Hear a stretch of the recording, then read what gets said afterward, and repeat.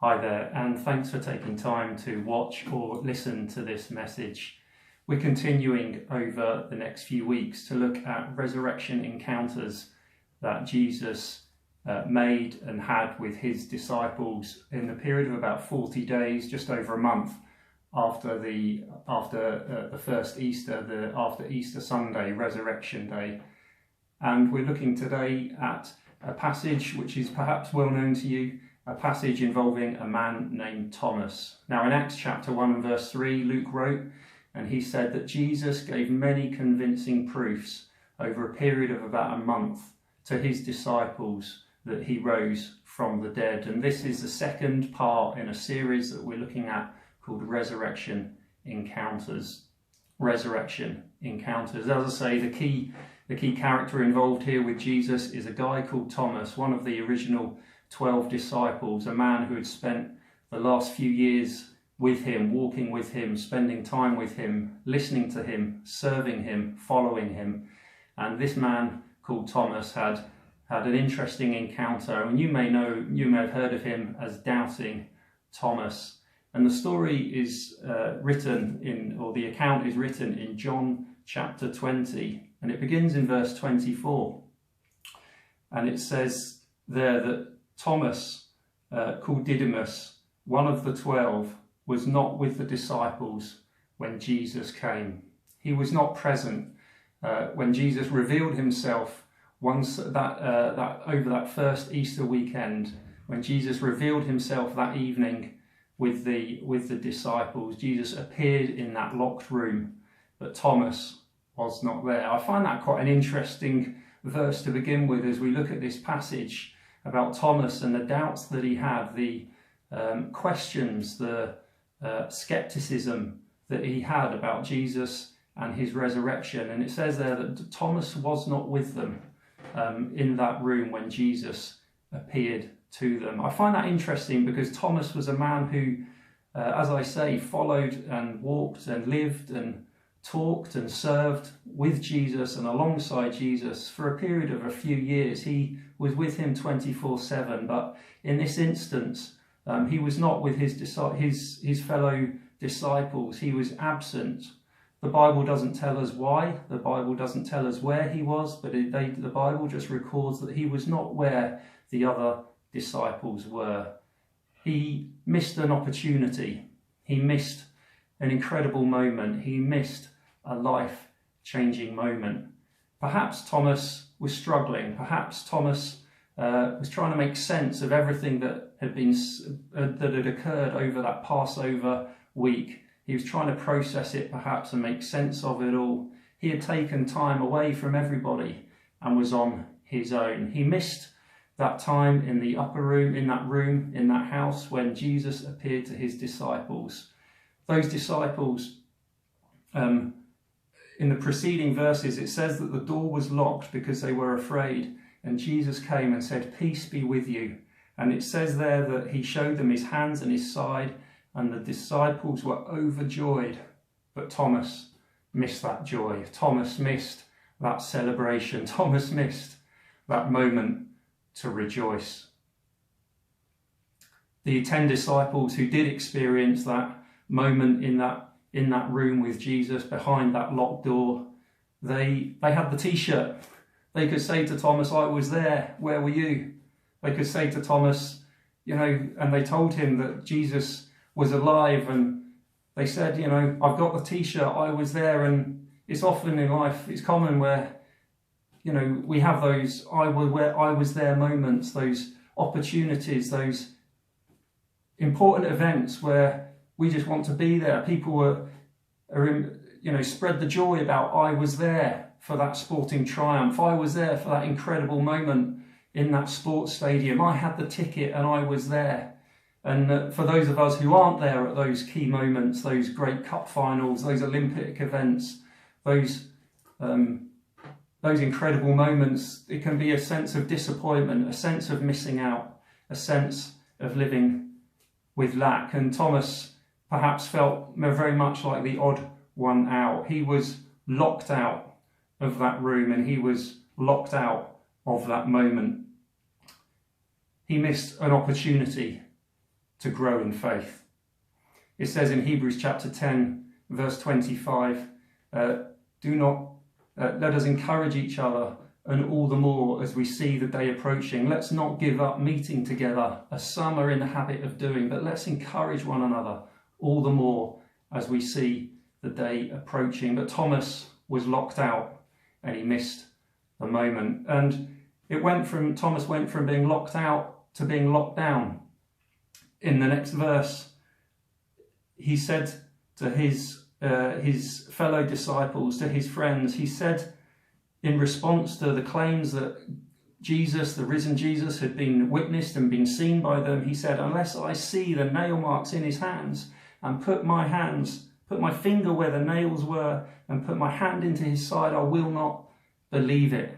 Thomas went from being locked out of the room to being in a place of unbelief, a place of doubting, a place of questions, a place of skepticism. He was not locked down physically, but he was locked down mentally and spiritually. We're living in a lockdown at the moment, which is a physical lockdown. And it's hard, isn't it? I'm sure, if we're honest with ourselves, this lockdown is a challenge. We're all having to make adjustments. We're all having to find new ways to do things. And things take perhaps a little bit longer, and things are a little bit harder. We're all ages under one roof, for those of us in families and with children, for those of us who aren't, who are perhaps on our own. Perhaps we're struggling with senses of loneliness, but this lockdown is presenting all sorts of challenges at all spheres of society, and this lockdown is hard because it prevents progress. We're just waiting, aren't we, for a sense of this peak to pass, and for the peak to show signs of decreasing, to show signs that perhaps we're moving towards a sense where this virus, this pandemic, will be over, but no one knows exactly when that will be, and no one knows how long that is going to take. And so we're in a sense of sort of being in a stagnant place, a place where we can't progress, a place where we're just kind of waiting. And Thomas, I think, was in a sense of being locked down spiritually with his questions, because he said, unless I see, unless I touch, unless I experience for myself, I will not believe. As I said, Thomas was locked out, and we're more vulnerable to doubts and questions and skepticism and unbelief when we find ourselves in isolated places or positions of isolation. We're more vulnerable when we're on our own. It's true that when we're in company and when we're with people, life is a little bit easier, but when we're on our own, when we are isolated, that's when the doubts come. It's not perhaps the doubts don't surface and take hold in our minds when we're in company, when we're with friends, when we're having fun, but when we go to bed at night and when it's just us and our head is on that pillow and we're struggling to sleep, the doubts seem more real then, don't they? I read in the Bible and I see people who are full of doubts all the way through. I'm thinking here of one example of John the Baptist, this great man who served wholeheartedly, who was a messenger for paving the way for the Messiah to come and preach the kingdom. And John the Baptist went about preaching and calling people to repent, saying the kingdom is coming, prepare yourselves, baptizing people, and saw a great move of God, and God used him powerfully. But when he was arrested and was alone in prison, he said, it's recorded, that he questioned whether Jesus was the Messiah. He said, he sent word to Jesus saying, are you the one, or should we expect someone else? It's when we're alone that the doubts come and we feel locked down, where doubts rise in our hearts and we can't progress. These doubts seem like mountains that can't be scaled, like giants that can't be conquered, and they dominate. And we can't progress and we can't grow, and we feel like we're going backwards. These doubts can be a real problem. But it's encouraging. I want to encourage you with this, that if you have doubts this morning or at this time, and I think if we're honest with ourselves, we all have doubts, and Thomas gets bad press for me. Thomas is regarded and commonly referred to as Doubting Thomas. This is what we know Thomas for, this famous passage in John chapter 20. Doubting Thomas, the one who doubted. All the others believed, but Thomas doubted. But if you read the scriptures, it doesn't actually go like that. And I want to speak up for Thomas here a little bit, because Thomas was a loyal, faithful servant of Jesus. He was a faithful disciple. When Lazarus had been raised from the dead and Jesus said, come on, let's go to Jerusalem, and the disciples said, are you sure? They're going to stone you, they're going to kill you. Thomas said, well, come on, let's go with him, and if we die, we die. Thomas showed great courage and loyalty in following Jesus. He had stuck with him. And he left, all the disciples fled on that crucifixion day, on that night in Gethsemane when Jesus was arrested. Everyone left him on his own, but Thomas had shown great loyalty and serving Jesus and living with him and following him. Thomas, he did doubt, but he wasn't the only one. He wasn't the only one. The passage where Thomas was locked out and experienced, the 10 in the room, the locked room, experienced seeing the risen Jesus, that resurrection encounter right in front of them. They had doubts there too. And Thomas is not the only one to doubt when the resurrection encounters occurred. And be encouraged today that if you have doubts, you're not the only one. See, the disciples, the 10 in that upper room, they had doubts, and Jesus had to persuade them and talk to them and said, look, it's me, touch me. Have you got anything to eat? And he ate some fish in front of them, and he said, and they thought he was a ghost, and they were frightened and terrified. They had doubts, those 10. And Thomas comes, following on from that and expresses doubts. And he's criticised for it down the ages, but we all have doubts, don't we? I have doubts. I've had doubts in my life about my faith, about God, about who God is and the message of the Bible. I've doubted it at times, and it's held me back. We all have doubts at times. We doubt whether we can be a good enough parent. We doubt our ability with our jobs. We doubt whether we've got what it takes to be a good husband or to be a good wife or be a good parent. We're presented with challenges in life at times, and we doubt whether we can overcome or get past or survive the storms in life. I'm encouraged today because I see the Bible, God using people in the Bible who are just like me, people who are normal and who have doubts. Thomas was a man who doubted. Yes, that's true. He was doubting Thomas, but there are times where I'm doubting Tim. And there are times when you're a doubter too. So be encouraged today that you're not on your own when you doubt. You're not the only one. There's common doubts around. People doubt God's existence. People doubt their own ability, as I say. People doubt Jesus and what he claimed he was or who he claimed he was. People doubt and have questions about life and the universe and the purpose of life. There are doubts flying around in all shapes and sizes today. But Thomas gives us a great example of how to deal with our doubts. I see that Thomas was honest with his doubts. He was in that place of being locked down, but he was honest. He said, look, I just need proof for myself. Your word is great, but I need to know for myself. I need to experience. I need to touch and to see with my own hands and with my own eyes. He was honest about what he needed. He wasn't saying he couldn't believe. He just said, I need to see this to be able to believe. And I see that as a strength for Thomas, that he was honest with where he was at that point in time. And this moment, this time of being locked down for Thomas, it wasn't just one day. He went to bed, he woke up the next day, and he was in this place of struggling with doubt. And he was there the day after as well, and the day after, and the day after, and so it went on. What kind of week did he have, I wonder? It says the account picks up and it begins 8 days later. Thomas was in this place of being locked down for a period of just over a week, wrestling and struggling with these doubts. I wonder if he bumped into those other 10 walking around town, walking by the lake, just passing in the street. I wonder if he bumped into those 10.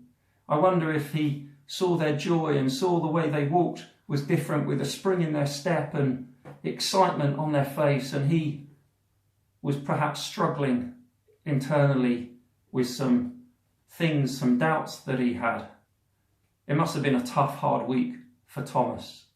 But he went from being locked down, and we pick it up again in verse 26, and it says that Thomas, a week later, his disciples were in the house again, and Thomas was with them, and it says that the doors were locked. He went from a place of being locked down to being locked in. He was locked in the room again with his fellow disciples. He was back where he belonged. He had been honest with his doubts. He'd spent a week wrestling with his doubts, but when the opportunity came to gather again, this was their pattern and their habit and their practice. They gathered together in that room, and they locked the door because they were afraid of the Jewish rulers around, but they locked the door, and within that locked door, Thomas was back where he belonged.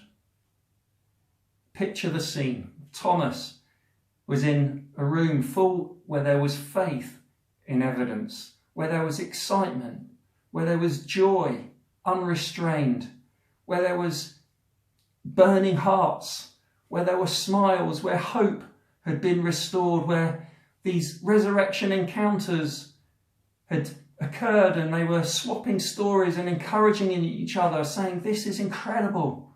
We've seen Jesus and he's real." And there's a sense of anticipation and excitement and expectancy about what was coming and what lay in store for the future.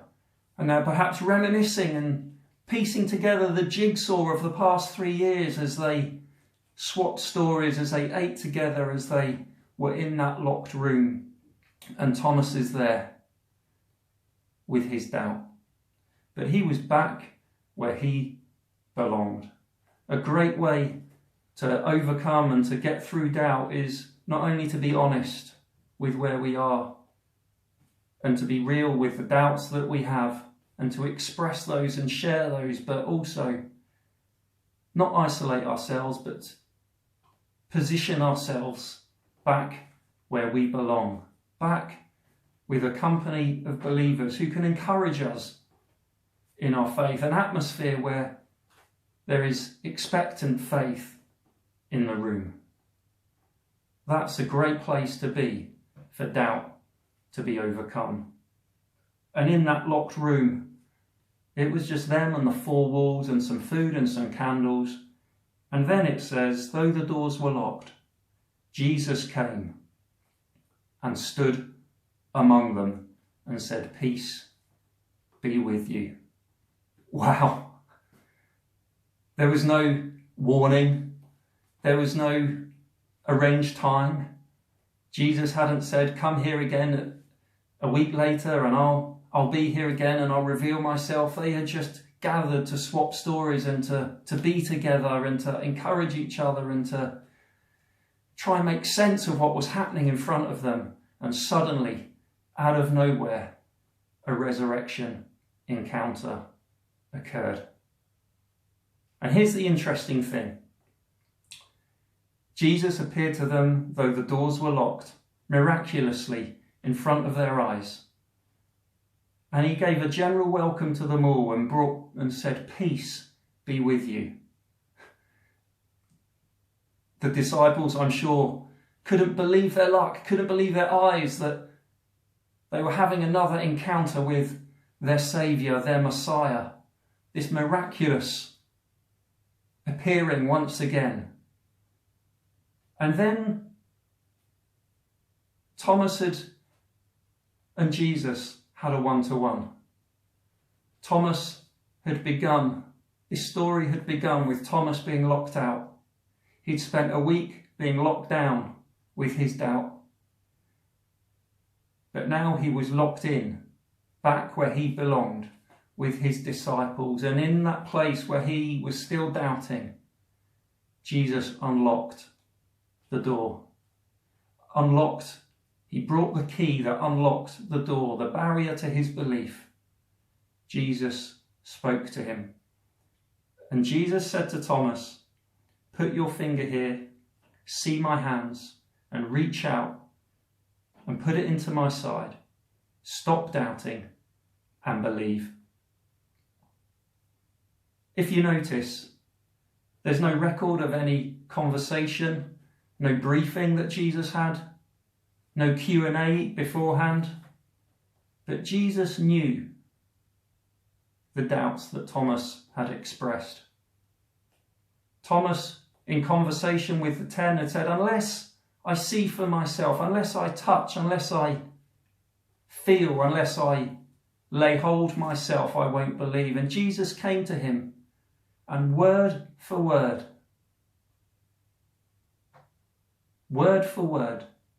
overcame his doubt. He dealt with his doubt. He showed himself to be greater than the doubts that Thomas had. Psalm 139 and verse 4, David wrote in that psalm, and he said, "Before a word is on my tongue, you know it completely, O Lord."